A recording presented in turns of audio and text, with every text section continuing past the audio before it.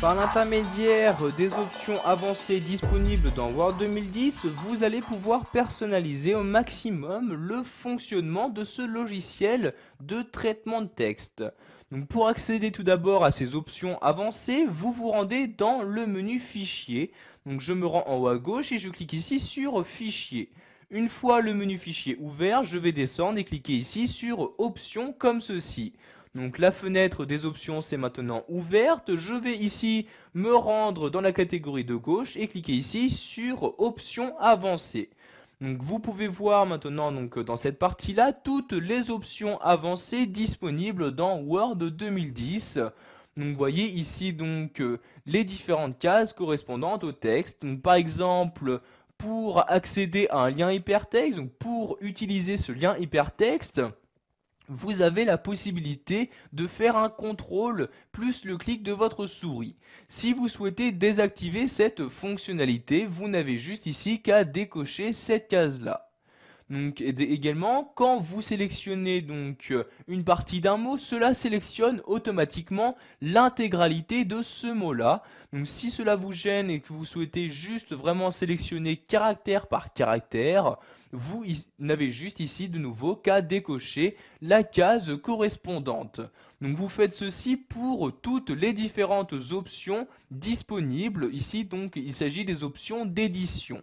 Donc si je descends maintenant plus bas dans les options, nous avons maintenant accès aux options de copie et de collage à l'intérieur même d'un document ou entre différents documents.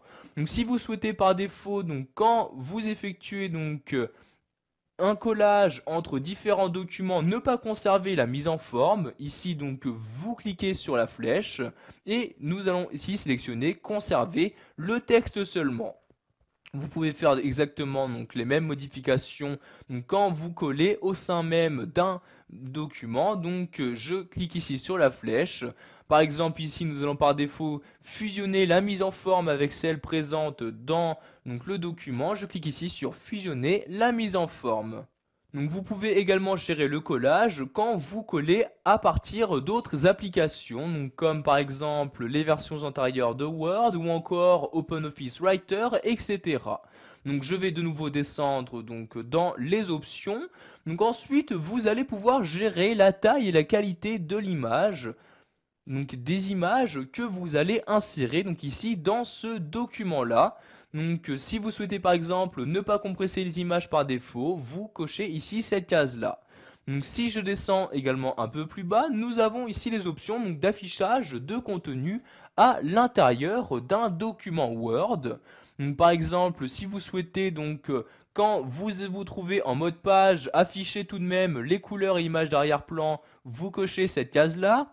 Si vous souhaitez afficher les différents espaces entre les images, vous n'avez juste également qu'à cocher cette case-là. Par défaut, quand vous insérez un signé, celui-ci n'est pas affiché. Pour l'afficher, vous cochez ici cette case-là et celui-ci sera affiché par la suite dans tous les autres documents que vous allez ouvrir. Je descends de nouveau un peu plus bas comme ceci, toujours à l'aide de l'ascenseur.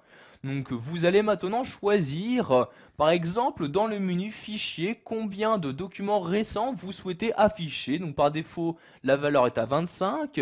Si vous ne souhaitez afficher que les 10 derniers documents récents que vous avez utilisés, vous sélectionnez ici le 25. Donc je sélectionne le 25 à l'aide de ma souris et je saisis 10 à l'aide de mon clavier. Par défaut également, la mesure se trouve en centimètres. Pour changer ici cette unité de mesure, je clique sur la flèche comme ceci. Je peux par exemple utiliser les pouces ou encore les millimètres. Donc par exemple ici les millimètres, je sélectionne millimètres comme ceci. Si nous descendons également toujours un peu plus bas, nous avons maintenant accès aux différentes options avancées d'impression.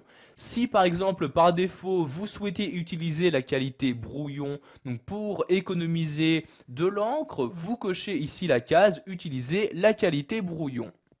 De même également, si vous souhaitez également par défaut imprimer au recto pour l'impression recto verso, ici vous cochez cette case là comme ceci. Je descends toujours plus bas, vous avez maintenant accès aux différentes options avancées d'enregistrement. Donc si vous souhaitez, pour être sûr, toujours créer une copie de votre sauvegarde dans un dossier spécifique, vous cochez ici cette case-là.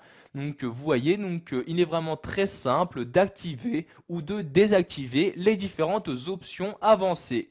Donc pensez bien, après avoir modifié toutes ces options, à cliquer ici en bas sur OK pour valider vos changements. Donc ici je clique sur annuler pour fermer la fenêtre. Voilà, vous savez maintenant comment configurer les options avancées dans Word 2010.